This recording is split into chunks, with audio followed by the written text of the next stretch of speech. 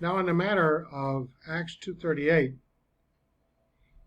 the second part of it, Peter said to them, here's the first part, repent and each one of you, the second part, be baptized in the name of Jesus Christ.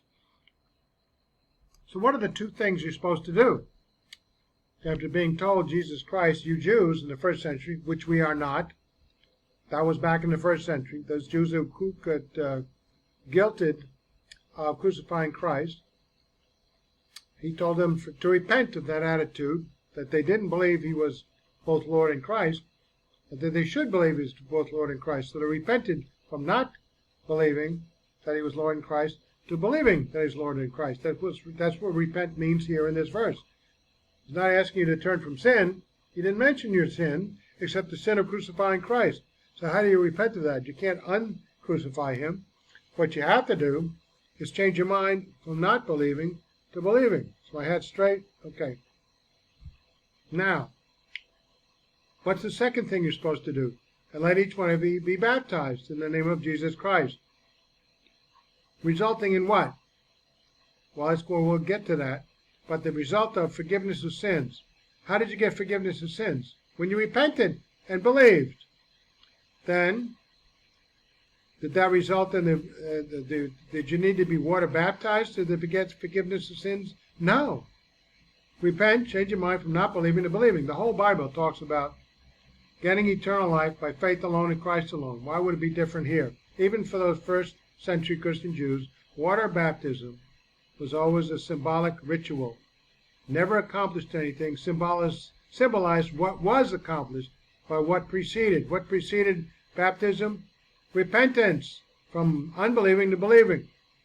Let each one of you be baptized in the name of Jesus Christ. Now, a lot of people seem to like to turn this around, but first of all, it doesn't apply to them because they're not 2,000 years old. And second of all, they're not Jewish, and they're not convicted of crucifying Christ.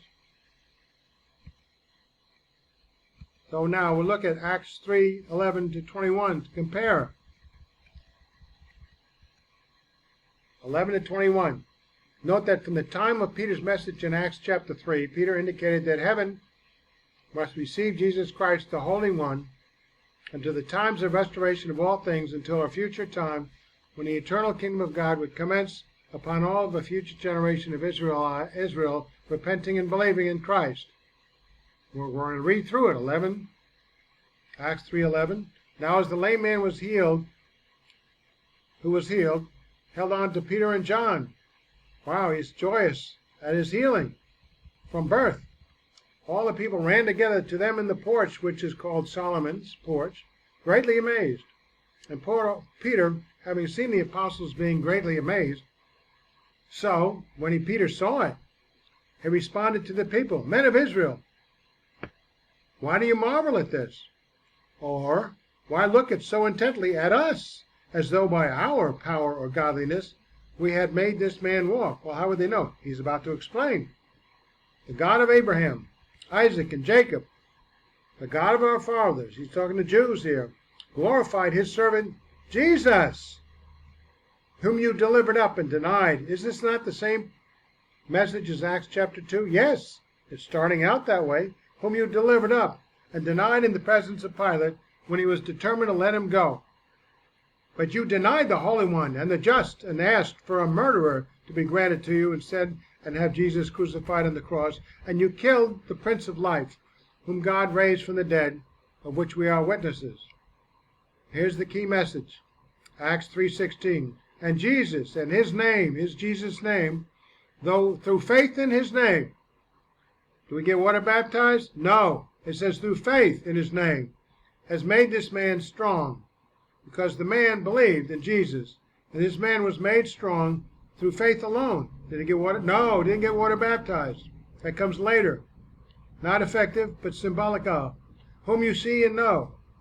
They knew about him. He was lame from birth. Yes, the faith which comes through faith through him has given him, the healed, formerly lame man from birth, this perfect soundness in the presence of you all. There's a miraculous example of who Jesus Christ is through the power of Jesus himself. Now, Peter's message. Yet now, brethren, Peter is referring here to fellow Jews, first century, We're not in view here. We can derive something, but this is not applicable directly to us. I know that you did it in ignorance. You allowed Jesus Christ to be crucified, as did also your rulers, who allowed Jesus and demanded he be crucified. But those things which God foretold by the mouth of all his prophets, they spoke of this. So, returning from my tea, Acts 3:18, but those things which God foretold by the mouth of all his prophets. Remember Acts 10:48, same thing, by the mouth of the prophets. We know this from the Old Testament. It's no secret, no mystery. Acts 3:19, therefore repent. There's their repent word, and we know what that means now, don't you? He's accused them of not sinning and leading a life of sin which they should turn from. That's how you grow as a Christian. But to become a Christian, you don't turn from sin, you believe.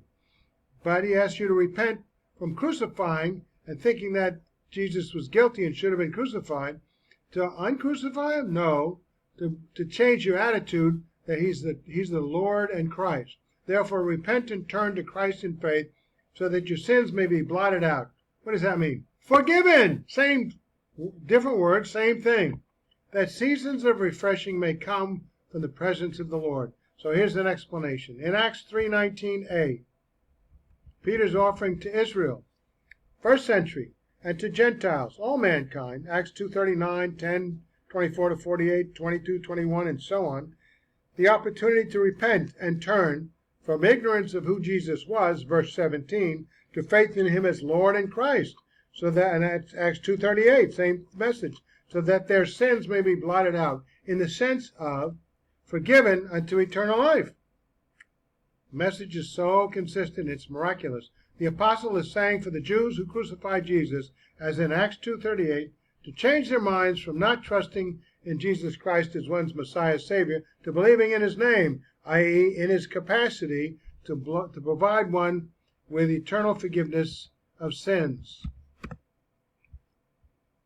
The phrase rendered so that your sins may be blotted out signifies to be forgiven of one's sins unto eternal life in the eternal kingdom of God, Acts 2:38, 10:43. On the other hand, something new here. Peter preached in Acts 3:19b that seasons of refreshing may come from the presence of the Lord, i.e., that one believes in Jesus Christ for forgiveness of sins so that one will enter that eternal kingdom of God when it commences and everything is restored. So notice that there is no stipulation such as, and be baptized, present, in order to have their sins blotted out. Right? So all these people who say this is a special kind of water baptism that accomplishes the gift of the Holy Spirit or is part of forgiveness of sins, why isn't it here in Acts 3:19? Somebody, to get a pen, go into Acts chapter 3 and put it in. Write it in for yourself. You're going to editorialize, you might as well go the whole route. Why don't you just write your own Bible? Notice that there is no stipulation in Acts 3:19 such as, and be baptized, present in order to have their sins blotted out. They're just blotted out when you repented. And what does repent mean? Let's just look at it again. Therefore, repent and turn. How do you turn from what to what? You're going one direction. You go in the wrong direction. Turn around, go the other on the highway, right? What's the turn in your mind? The turn in your mind is Jesus Christ is not Lord and Christ. Okay, turn to he is Lord and Christ. So Christ in faith, verse 16. See what it says here? And it is Jesus' name, through faith in his name, has made this man strong. Through faith in water baptism? No, there's no water baptism here either. Whom you see and know. Yes, the faith which comes through him has given him, the healed, formerly lame man, this perfect soundness in the presence of you all. And in the same way, you can have eternal life in the eternal kingdom of God through faith and faith alone. Got it? Wow. Careful reading.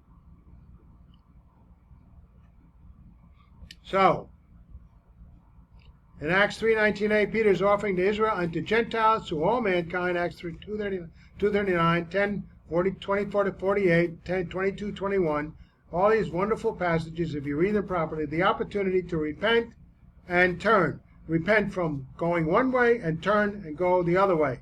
So from ignorance of who Jesus was, repent from that, to faith in him as Lord and Christ, Lord God, Christ, Hamashiach, Christos, Messiah, Savior, sacrifice for your sins, so that their sins may be blotted out, meaning forgiven in the sense of forgiven unto eternal life. The apostle is saying for the Jews who crucified Jesus, as in 2:38 of Acts, to change their minds from not trusting in Jesus Christ as one Messiah Savior, to believing in his name and in his capacity to provide one with eternal forgiveness of sins. Forgive my repetition. This is so important. The phrase rendered, so that your sins may be blotted out, signifies to be forgiven of one's sins unto eternal life in the eternal kingdom of God. On the other hand, Peter preached in Acts 3:19 something peculiar. 3:19b, second part of it, that seasons of refreshing may come. They're not here yet. Remember, repent for the kingdom of God is at hand. In Acts 2 and before, with John the Baptist and Jesus, and before that Isaiah. No, now seasons of refreshing having come. They're going to come in the future from the presence of the Lord. He's not here now. He'll be present, bringing in the kingdom. That one believes in Jesus Christ for forgiveness of sins. Those seasons that then he'll come, so that one will enter that kingdom of God when it commences and everything is restored. Restoration is not imminent anymore in Acts chapter 3 from Acts chapter 2. A marked difference. Notice that there is no stipulation such as and be baptized present in order to have their sins blotted out. So evidently water baptism is symbolic. Furthermore, there is nothing stipulated in this passage about receiving the gift of the Holy Spirit. In view of Acts 2:38 stipulation of repentance and baptism, followed by forgiveness of sins and Holy Spirit reception, we may conclude that the water baptism is not required for forgiveness of sins. But once one is baptized, there follows the reception of the Holy Spirit in the group of Jews who are in view in chapter 2 and 3 of Acts, those Jews responsible for the death of Christ at the beginning, the transition period of the church age, who have repented unto believed. Are you one of those? Are you that old? Context. Are you a Samaritan? Follow that. Are you a believer of John the Baptist? We went over those different passages that have different formulae for what was to be received, which was the spiritual gifting during the church age, was just evidenced in this transition period from the postponement and then the intercalation, the postponement, the stopping dead in its tracks, to begin shortly thereafter, 2,000 years. Wow, 2,000 years have not quite yet gone by. How many years do you think we have left? Because that's the time when you're going to disappear from the planet. I say somewhere around 28 AD, maybe 32 AD.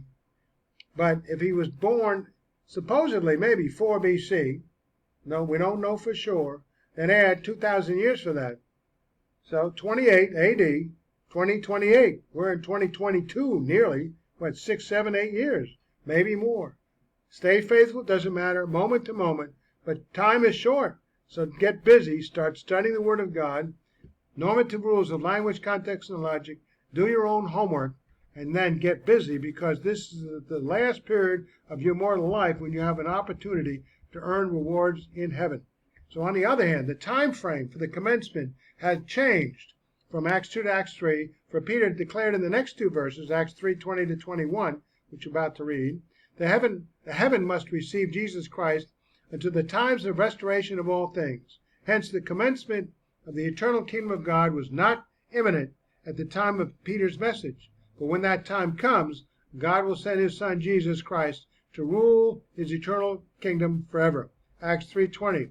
And that he, God the Father, may send Jesus Christ, who was preached to you before, many times, and named now lately, Acts chapter 2, and in the Gospels, yes, who he was. We don't have a Jesus Christos Greek name, or Hamashiach. We have a title. But who is he? Jesus of Nazareth. We find out in the first century, whom heaven must receive now until the time of restoration of all things, which God has spoken by the mouth of all his holy prophets